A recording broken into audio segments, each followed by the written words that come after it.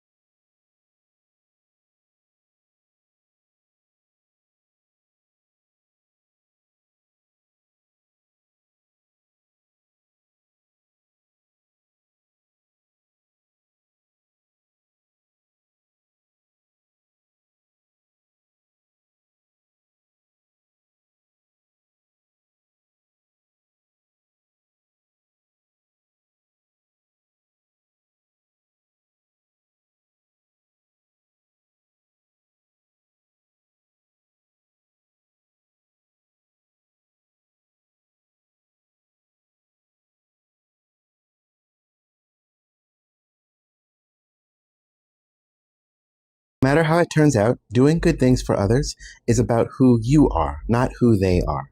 If you live your life in a kind or open-hearted or giving way, you're going to encounter people who are going to take advantage of you, unfortunately. But the thing is, you shouldn't ever let it get you discouraged, because you did the thing that was the right thing to do. They were just a piece of shit. And as we move through life, we need to become more discerning. We need to lean on community to know who and who not to trust, etc., etc. Sure. But to continue to do good things is what you should do. If you believe in your heart, that's the thing to do. If you're the kind of person that does those things, don't worry about whatever anybody else is doing, or the fact that occasionally you'll make the wrong choice, or you will occasionally get got. Don't get discouraged. Keep being who you are. Keep doing the right thing. Because in the end, that's the only thing that actually makes this world work, is the few people who consistently show up to do what they know should be done and what needs to be done.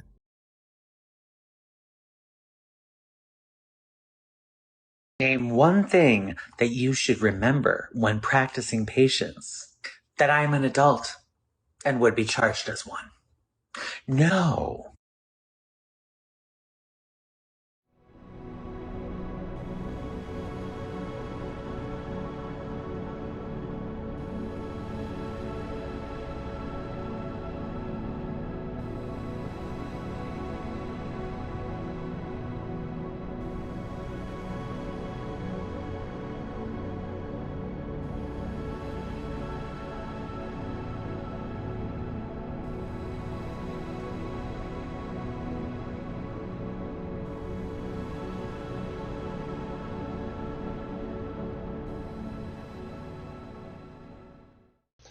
Breaking news. In an absolutely devastating turn of events, it appears the problem may have been me the entire time. More information on this devastating...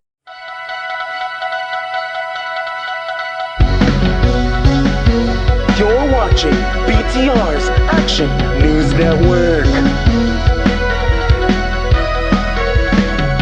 This is The Way You Tune It Out with Jer.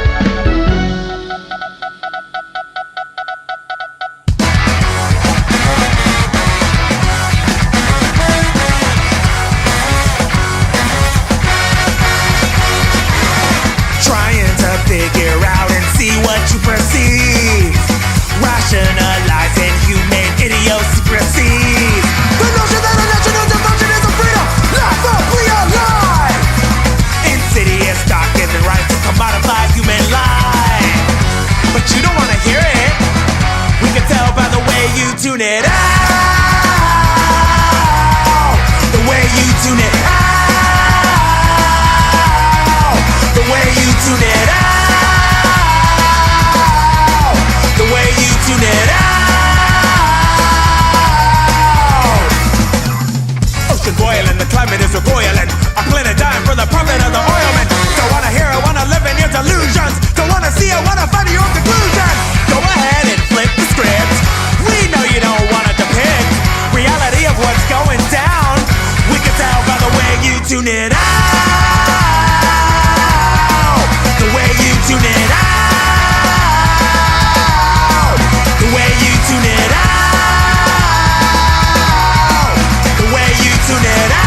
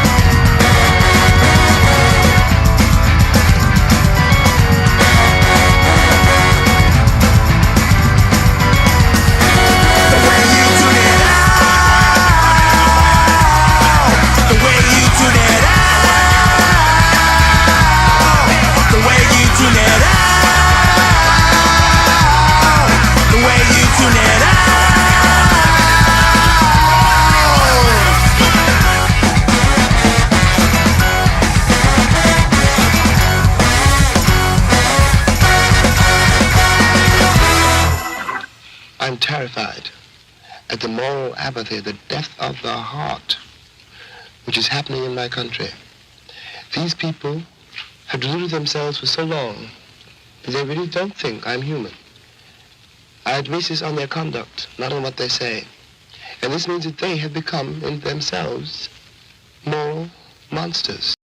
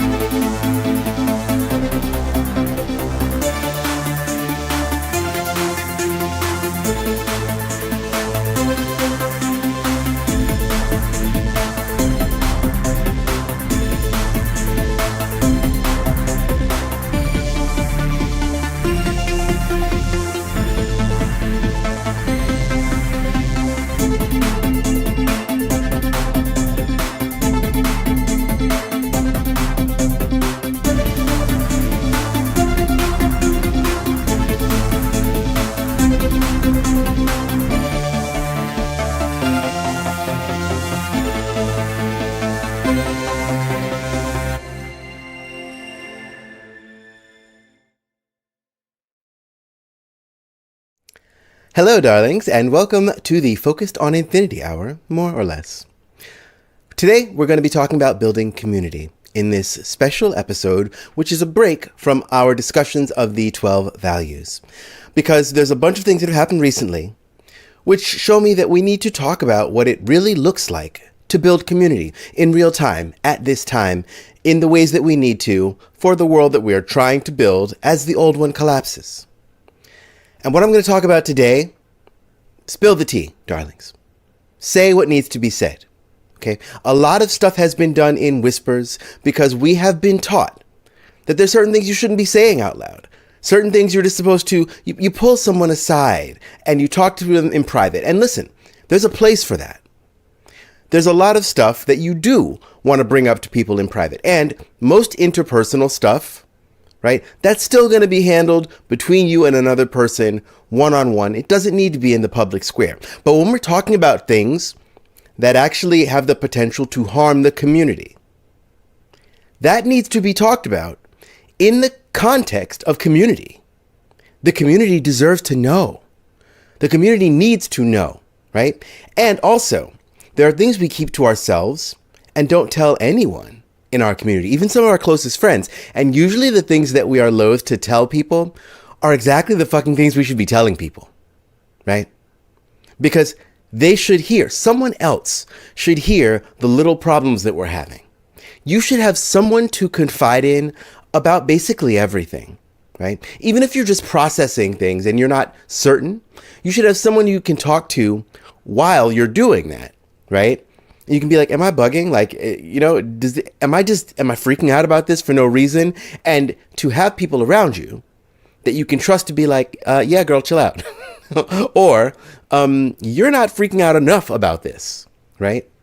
And gossip. I've made a video about gossip that we're going to see later in this episode, right? Gossip really is not the negative thing we have been taught to think it is, right? Telling lies about people, absolutely not, right? Trying to manipulate the social group so that they turn against someone for whatever reason when it's not warranted, you're a piece of shit. That's of course not, right? And that is kind of that's the connotation that gossip has taken on, but that's not what it was originally. Originally, it was just people telling each other what the fuck was going on. And that's the way you upend power, right? That's the way that especially women and femmes kept themselves and each other safe, by telling people what was going on behind closed doors, right? And a lot of that had to be done in secret because of the power of the patriarchy, right? And the same thing when we're talking about, white supremacy. And the way that people had to tell other people, that were being enslaved or being colonized or whatever, right? Those whisper networks are what have kept people safe for years. And we need to learn to use them again, right? And we also need to learn not to be so gentle about all of it. Because at a certain point, when somebody's doing wrong. It's hard to admit. It's hard to admit when you've been had, right? It's hard to admit when the balance of someone being messy human and, making mistakes crosses over into, no, they're actually taking advantage of you. No, they're actually doing harm. And the second that happens, you should already have someone who you've talked to about it, right? And then you can be like, you know what, this thing keeps happening again. And they can be like, yes, I remember. And then you can tell the other people in your community and find a way, because listen, we are non-carceral around here, right? We're not talking about calling the cops on people. We're not talking about we're not talking about that. We're talking about how a community keeps itself safe. And that's not through silence. That's through information. That's through knowledge. That's through calling people the fuck out when it needs to happen. And also, even in exiling someone from a community or from a group, there need to be connections in between groups to where you can tell another group about what you've seen, about the harm that has been caused. Because unfortunately, when they can just go to another group and do the same thing, lather, rinse, repeat, not only do they not learn anything, but that way they spread. And I'll always say this. I strongly believe that it's not that there are so many awful people, but that awful people are prolific. If you don't care about other people, if your agenda is to get what you want at the expense of other people, well, then you'll just keep going around doing that, right? Until you get stopped. Think about this in terms of, for example, the country that shall not be named, the fake one. They're not going to stop. And every time someone calls them out on it, they lie. They prevaricate. They say, that's not what we're doing.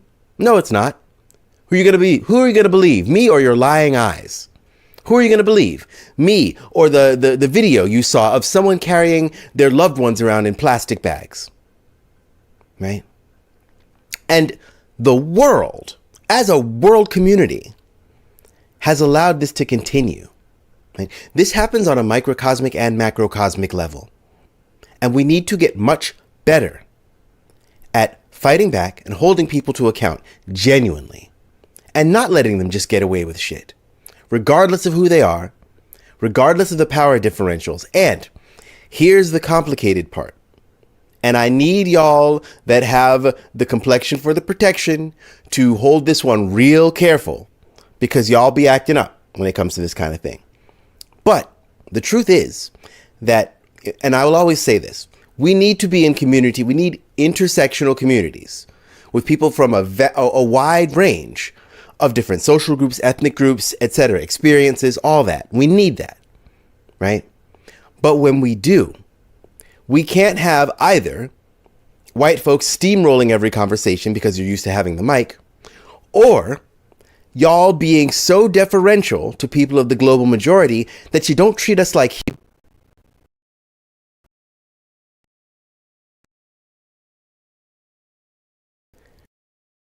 the thing to not do is to infantilize them by being like, well, I see that, for example, I know that they have committed SA on somebody in our community, but I'm not going to say anything, right? Because that's not my place. See, that's the thing. You got to treat us like humans. And it's messy. It's messy because, yes, there are so many false accusations. So many black people especially, right, have been literally killed, have lost their lives because of the lies of some palm-colored person. Yes, that is the way that it most often goes, right? But most often that's not people in the same community, right? Think about it. In the same community, there are ways where you definitely need to be deferential and to listen and to know when to be quiet about certain things, to just listen, to just take the L. But when we're talking about harm, you got to speak up, right? And you have to be willing to talk to someone that is going to be able to say, that will be honest with you and say, actually, you're low-key being a little racist right now with what you're saying, right? You have some unhealed, undigested racism by what you're accusing this person of. Or a person that will be like, yeah, that's just fucked up. And what they're doing is fucked up and something needs to be done about that. My community has faced that recently. And listen, if you're in a community with humans, you're going to get bad people. You're going to get people who are just not fit for the group. And that's a different thing. You know, people come and go from communities all the time. And it's sad because sometimes you develop relationships with them. And it's always sad to lose people that you were, thought you might develop a relationship with, especially when you otherwise share values, right? But I mean, not every space is for every person. That's just how it is, right? Unfortunately, everyone can't stay everywhere. That's just how it is, right? But on the other hand, you got to be able to call people the fuck out when they do harm. And you got to have a way of holding them to account, no matter who they are, right? And that is something that we have to learn being in community with each other. Because I've seen lots of people, lots of palm-colored people in my organizing spaces doing the same stuff that they do everywhere, right? Even the ones who otherwise have good politics will often show up and just raise a ruckus, make everything about them, derail the mission, low key, be like, oh yes, follow black people, unless you're actually in a group run by a black person. And then your issues with so-called authority kick in and you can't find a way to listen and you make everything about you and you switch and you start manipulating and getting the whole group worked up and causing rifts because of what? In the end, the fact that whatever else your values are, you haven't dealt with the racism that underpins this country, that you can't be free of ever, actually. It's going to be a lifelong process to keep fighting it, right? But you at least got to confront it and confront the possibility that you might be working from a place of racist beliefs, right? Starting with, we are all racist, we are all misogynist, right? That's actually a better place to start. Rather than starting with, I'm not racist, I'm not ableist. No, well, yeah, did you grow up in this country? Did you grow up under this overculture? Then you probably are. You probably are, babes, right? But, and this is a tangent, but bear with me. I always say this, and think about it before you respond thinking that it does make sense. Just think about it. What is in your heart, the first thing you think, these are not the things that matter in community, right? The first thought you have, that's probably your programming, right? The first thing you feel, that's probably some wound you have, something you're dealing with. How do you act from that, though? What are the actions that stem from the first thought or feeling you have? Because the truth of the matter is, the practical reality of the matter is, what's going to remain of you is the work of your hands, not what's in your heart or your head, right? And so, when people start, if people start telling you, just recounting things that you did, if a factual recounting of your actions feels to you like an attack or like slander, honey, baby, I don't know what to tell you. The problem is you. All right? If they're lying or whatever, that's a different story, sure. But a lot of times people will say like, oh, they're slandering me or whatever. But no, we're not slandering. We looked at you, at what you were doing, and we said, this is what they're doing. If that sounds bad to you, it's because what you did was bad. Maybe you're the fucking problem. And that's another thing we all have to be willing to accept. And we have to have our community reflect back to us. We are not meant to be the arbiters of things about ourselves, of everything about ourselves. Yes, you know your motivations. No one else knows them like you do, and no one else ever can. You know the things you feel. You know what makes you tick, right? There are things about you that other people simply cannot ever know without you telling them. However, your actions, other people generally see more clearly than you do. And that's a hard thing to accept. Because when you do something, you know why you did it, perhaps, or you think you do, right? But the effect of your actions, well, that's what's actually going to leave a mark, right? That's what's going to actually matter to the people around you. And you need to be able to have them reflect that back to you without just being defensive and saying, no, that's not what I meant to do. So, and since I didn't mean to do it, then it doesn't matter what you're saying. You're spinning a narrative about me. No, I'm telling you what you did. It is up to you. It is up to you to be brave enough, to be kind enough, and at the end of the day, to be loving enough to hear when people, especially people who you call family or community. I'm not talking about strangers and somebody who doesn't fucking know you or care about you. I'm talking about when people who know you and care about you bring something to you, listen to them. Even if it goes against your self-concept. Even if it goes against what you intended to do. Because sometimes our actions do not match our best selves. Right? And that's the thing you need community to tell you. But anyway, spill the tea. Talk to your people. Tell them the things you see going on, right? Just talk about it. Just talk about it. We care more. We know more about fucking celebrities, love lives, and who they married, who they didn't. I bet you could name a bunch of, random people who you've never met, right? Just you saw movies, you like movies they're in, or whatever, sports they play, whatever. You could tell me more about their personal life, at least what can be seen of it, than you could about people who are in your community. People who you actually have to share spaces with, who you're supposed to be moving through the world with in ways that are going to get us to a better future, right? Because of some outmoded idea of staying out of people's business. Now listen, yes, there are some things that are none of your business. Of course there are, and don't be weird about it, right? But more things are, right? We shouldn't, if we're going to have a world where, for example, intimate partner violence does not exist, that's going to come through us talking about what we see of people's relationships and talking to them about it and being brave enough to be like, hey, I saw XYZ. That's not okay. You either shouldn't do that or you shouldn't let someone do that. Do you need help?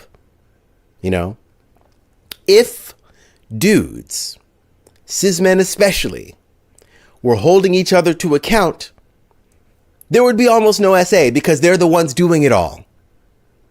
Right? They don't hold each other to account. And they'll be the first to say like, oh, that's none of my business. Or like, oh, well, I've never seen him do that. So, right?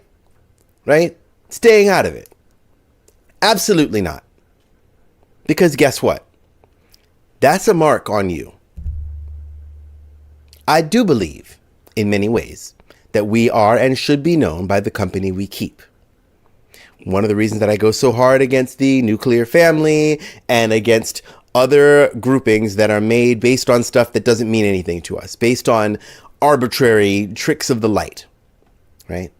Because if you decide that you're going to throw away your values to be in connection with someone, and that person is literally doing harm on a interpersonal or global whatever kind of scale, like so many people in this country are,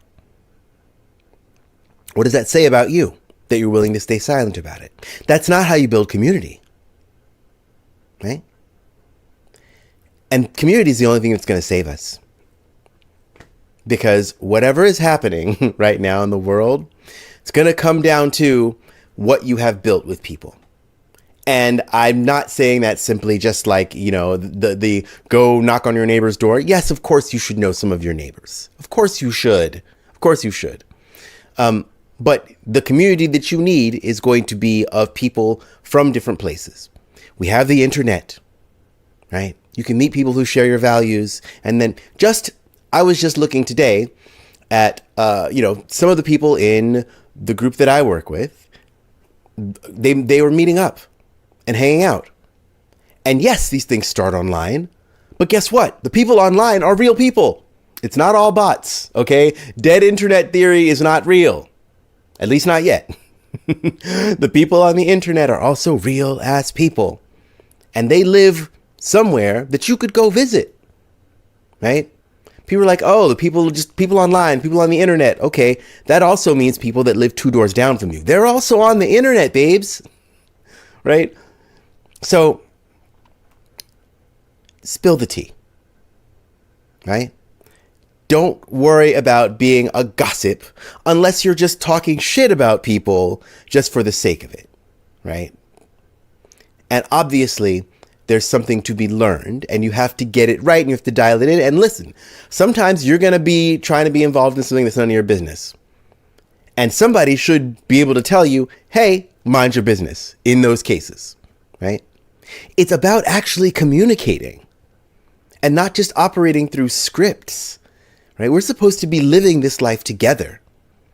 And that does mean the messiness of getting it wrong sometimes, being imperfect, showing up imperfectly, sometimes reading a motherfucker when they deserve to be read, Sometimes telling somebody exactly where they went wrong and how they got you fucked up.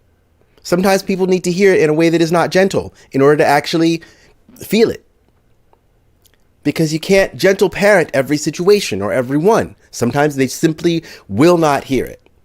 And sometimes they simply won't respect you if you're not brave enough to give it to them raw. Get your mind out of the gutter. Okay. For now, we're going to go to our next segment, but I want you to think about this, right? I want you to really take this, because if we're going to really be building communities, we're going to have a few more segments on building community, and they're going to just pop up when they pop up. We're going to, keep along with our general 12 values. We're going to go through all 12 of them. But interspersed in there, we're going to have a couple different features because we like to keep it fresh. We like to do new things. We like to keep y'all entertained. And also it's fun for us to just bring you new things as they appear pertinent. And of course, this one was, of course, inspired by some very real things that are happening for us. And mark my words, I'm going to find a way to make sure that other communities know what we have dealt with, so that the person responsible and other people responsible for causing these kind of ructations in our group will not be able to just go to another group. And I know that people are going to talk shit about us because that's what happens, Can't do good. Someone taking issue with how you do it. That's just part of it. As frustrating as it is, and as much as it makes me sometimes want to rage quit the entire thing, I know that what we're doing is what needs to be done. And I know that we're doing it the best, kindest, most measured way we can. And all we can do is the best we can do. And we can also try and get ourselves and others to do better. And I think that y'all should be trying that as well. I think we all should be trying it. But for now, let's go to our next segment.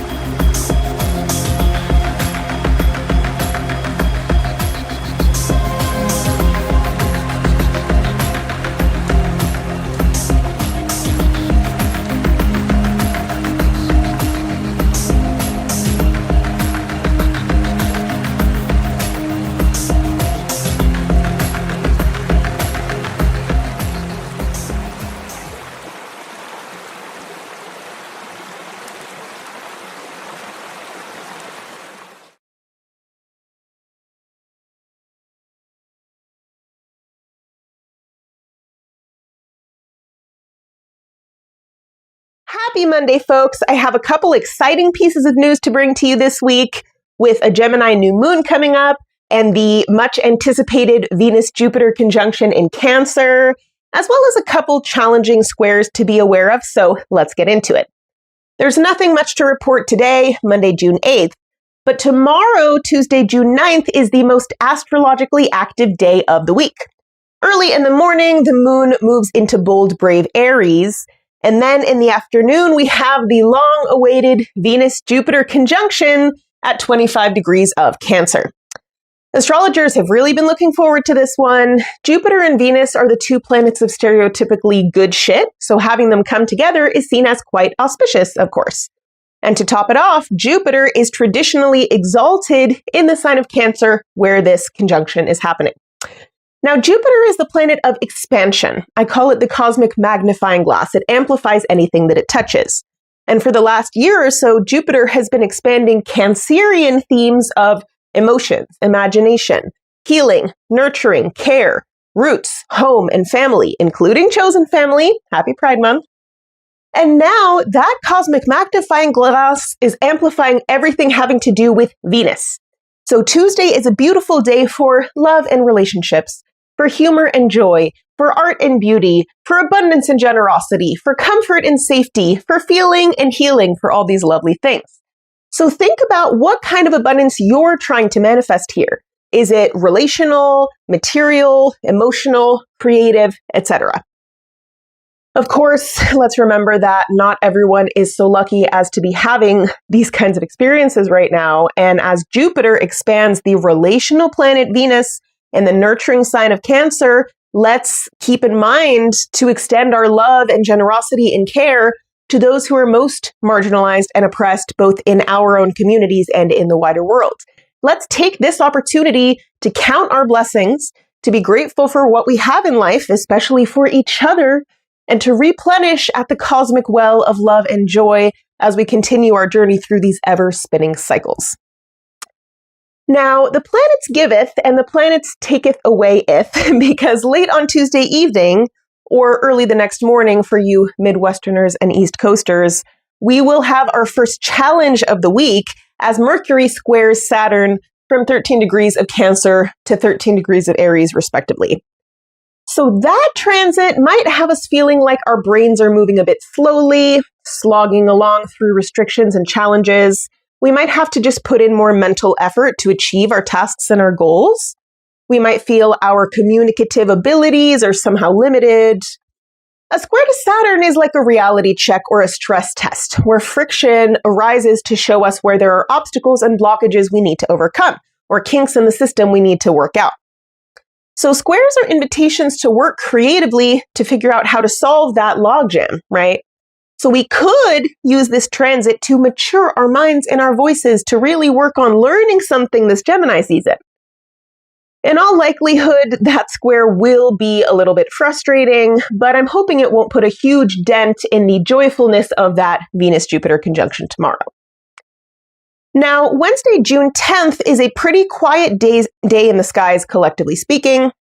And on Thursday, June 11th, the moon moves into steady sensual Taurus. And then in the late evening of Friday, June 12th, or once again early the next morning for some of y'all, we will face the other hurdle of this week as Venus squares Chiron from 29 degrees of Cancer to 29 degrees of Aries, the very ends of these two cardinal signs. With the relational planet at crossed purposes with the wounded healer, we will start off this weekend feeling quite sensey sensitive. The friction of that square can aggravate old wounds around relationships, values, finances, creativity, balance, emotional regulation, equality, and justice. So this transit will show you what soft spots in your heart need some TLC right now, where it's especially good to be gentle and patient and loving with yourself. And this process can also encourage us to build bridges of compassion to others who are suffering, to compare notes, to share our wisdom, to reach out, to ask for or offer support, and learn to lean on each other more skillfully, which is a big theme, I think, of this whole week. Now, the next day, Saturday, June 13th, Venus will move out of Cancer and into the fixed fire sign of Leo. And this is a pretty different vibe, kind of waking Venus back up after its time in homey Cancer and that touchy square to Chiron, kind of carrying on some of the vibes from the Jupiter conjunction. Because Leo is the warm, vibrant sign of spontaneous presence, play, and creative self-expression. So now is the time to shed the cringe, my loves, to shine your light, to show your authentic self to the world, or at least to those you love. This could be a nice opportunity to maybe do something fun with your appearance, to try something new, or just invite some more joy and play into your life with bold colors or shiny things. Can you tell I have some Leo placements? Venus is also the planet of art and creativity, and after its time in the fertile imaginative waters of Cancer, Leo will help to supercharge us to express our feelings, thoughts, and beliefs in some sort of creative, artistic way. To consider the potential pitfalls of this transit for a moment, Venus and Leo can sometimes tend toward vanity, attention-seeking, and self-centeredness in some not-so-good ways. So let's remember to just keep grounding, checking in with ourselves, that our expression is coming from a place of authenticity, and that we're continuing to balance our consideration of ourselves and of others. A couple hours after that, the moon will enter quick, curious Gemini. And that brings us over to Sunday, June 14th, the end of the week. And that evening, we will start a fresh new lunar cycle under the new moon at 24 degrees of Gemini. As usual, I recommend that you check your own birth chart to see what house or what area of life this is happening in for you specifically. But for all of us, this is a mental new beginning. It's a chance to refresh our perceptions, thoughts, and communications. This is a great time to be open to signs, omens, and messages from the universe. And a Gemini new moon can get us moving in our local communities, meeting our neighbors, making new friends, refreshing our mundane routines. But most of all, this is a great opportunity to just refresh our youthful sense of wonder and curiosity about the world and to learn something new. So I want us all to pick one thing, big or small or medium or somewhere in between, one new thing that you want to learn or explore under this Gemini new moon and for this new lunar cycle over the next month. One seed to plant, just out of curiosity, just for fun, and see where it goes. Talk about it, listen about it, read about it, write about it, and let your curious heart lead you. That's it for your astrological weather report for this week. Happy new moon. I'm Alice Pope. Logan, back to you.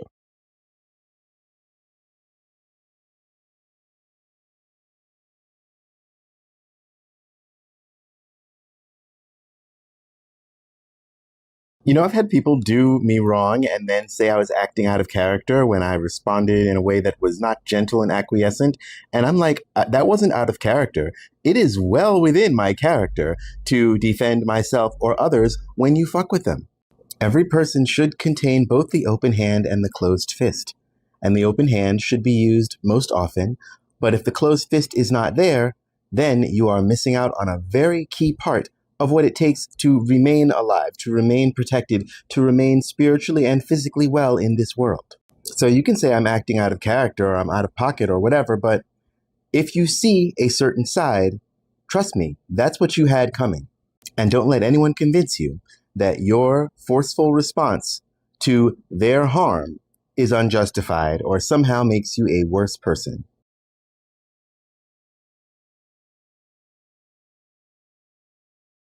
The only thing that will fuck you better than me is karma.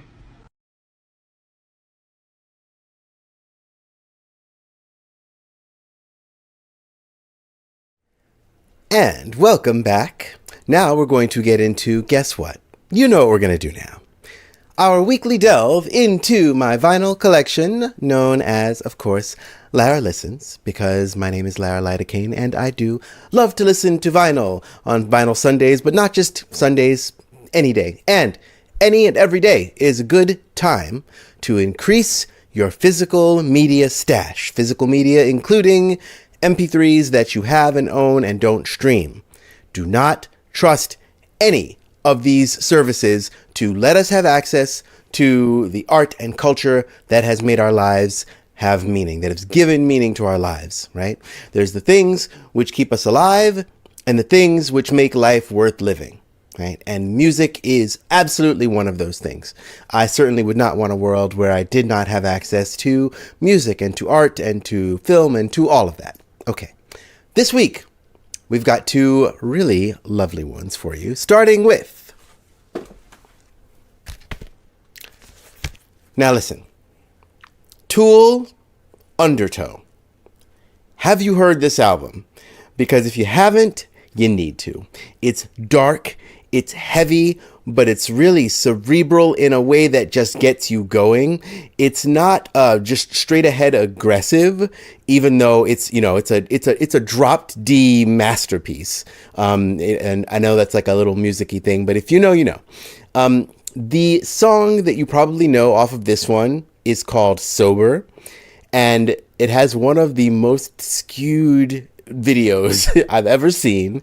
It's this really dark and creepy stop motion where there's I remember one part especially in the video where the like little dude in there is like, you know, opens up a pipe and there's just meat running through the pipes. It's so bizarre, but so inventive, and so very memorable. The whole album is great. Here's the back of it, with this peculiar pig who looks very much alive, but atop a bunch of forks.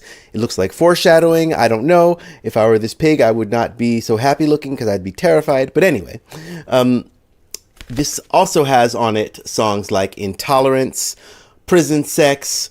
Bottom is another one that you might know. There's just a lot of great songs on it. It's one of those that I listen to all the way through. And actually, the song Disgustipated, it's a 15-minute long, almost 16-minute long song that's at the end of it.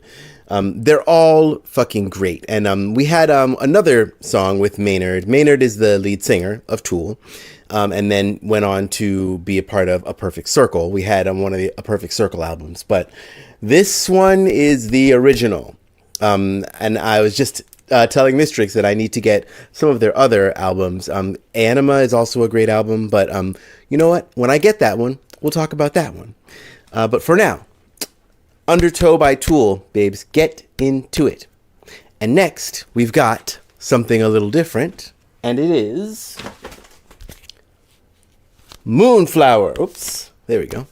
Moonflower by Santana. Now, and here's the back for you, and also the inside. Now this album has songs like, I mean, obviously, you know, Santana is one of the great guitarists. I mean, just knows how to make a guitar sing in that inimitable way. And, you know, one of the things I love about guitar and about guitarists in general is that it's the same instrument, right? But you can begin to spot the guitarist just by the way that they interact with the guitar. And as a guitarist myself, like, there is, you know, some of my songs have a lot of the same hallmarks just because, and the cool thing to me is that it's because of both the person's physiognomy and the way that they play the instrument, the tunings they enjoy, the strings they like, the guitar they like to play, all of that. But anyway, Santana has a really fantastic sound. Favorite song on this album is, it's actually a cover, it's called She's Not There. This version of it was in a movie also that I love, The Long Kiss Goodnight, with Samuel L. Jackson and Gina Davis. One of the best femme-fronted action movies ever. I mean, I'm sure it's probably problematic for some reason or other, but it's also a really fun watch. I think Rennie Harlan was the writer. Really clever writing. Anyway, She's Not There it's such a good song, and it's one of those where the cover is definitely better than the original. It's a good song. It's a very good song. I mean, I like the original too, but Santana just opens it up. And this also has like Black Magic Woman and a few other great ones by him. Highly recommended. And if you know, again, it's a start to finish album. Honestly, one of the things I love about listening to vinyl is that when you're setting up an album, if you're a musician, you know this, but if maybe this is something you haven't thought of, but like when you're designing an album, one of the big things you have to decide is what order the songs are going to go in.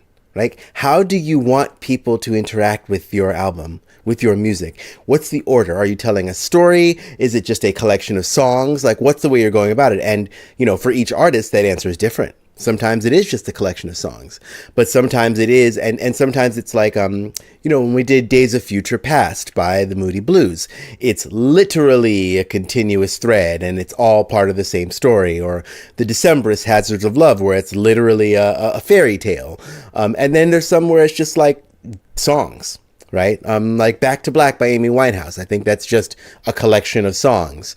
However, even in choosing just a collection of songs, choosing the flow of it, right? It's kind of like putting together like a show like this one, right? You want the flow to be good. You want there to be good different points of motion and intention and feeling that kind of drags the viewer or the listener along. And it is also part of the artistic experience, and one that I really love. And I think it is a lost art from, listening to vinyl records or tapes or anything where it's you're consuming an entire thought that is presented to you by an artist. And one of the reasons that I think it's a great idea to, even if you are streaming, listen to the album as intended, because that way you learn actually something about the artist and what they wanted you, hopefully the artist, and not just some like greasy record executives, but hopefully what the artist was intending to share with you and how they intended to share it with you.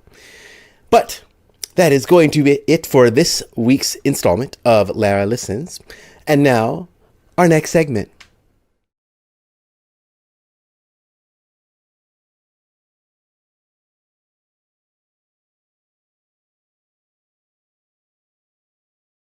Hey, bitch. Oh, girl, I got the kids with me right now. I'm on speaker. Oh, hey, bitches. Girl, no, they're kids.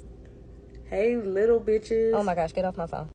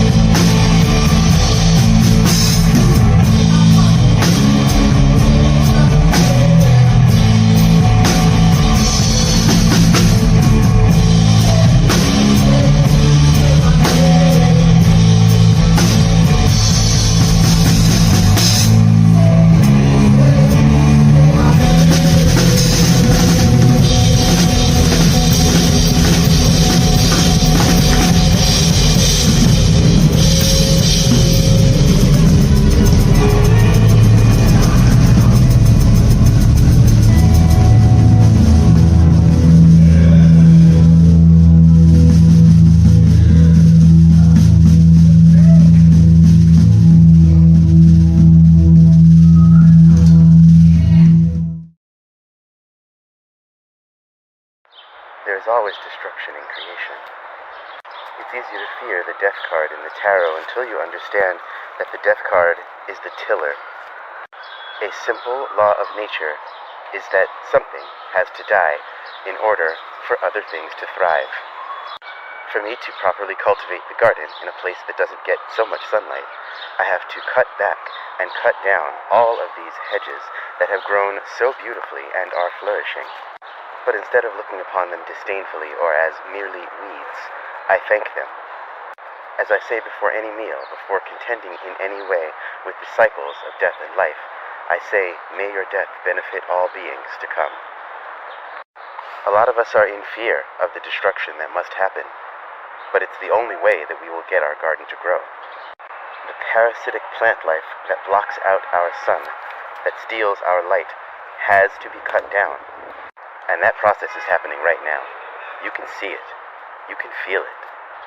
It's easy to fear the sun if you've always lived in the shade. But if we want to thrive for the first time, we have to trim the hedges without fear.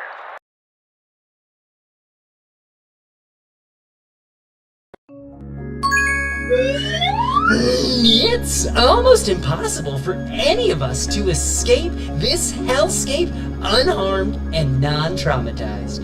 Whether it's from direct state violence or the pain and suffering of the nuclear family. In other words, we are all in various ways, to various degrees, messed up, fucked up, used up, exhausted, and often impatient.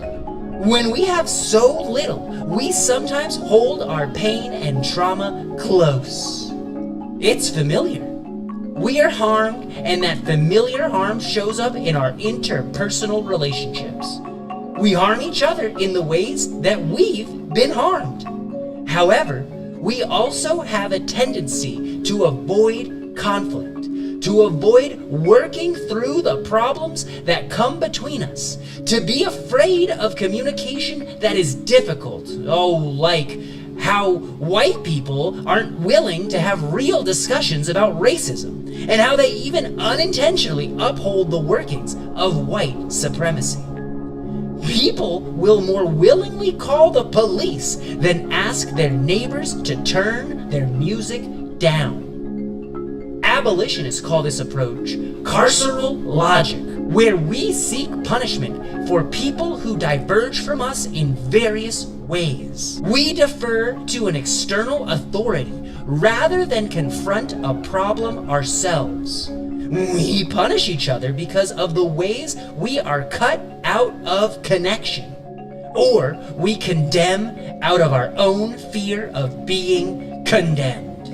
I can speak from experience in saying that in the midst of crisis, perhaps in my intimate relationships, I often feel too ashamed to reach out for community help. And perhaps many people would think they do not know how to respond.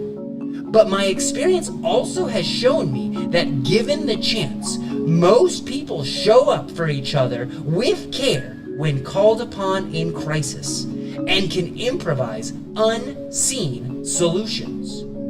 If we can separate for a moment our relationships from the power systems they operate within, we can try to differentiate our embodiment of these power systems from our ability to disidentify from them.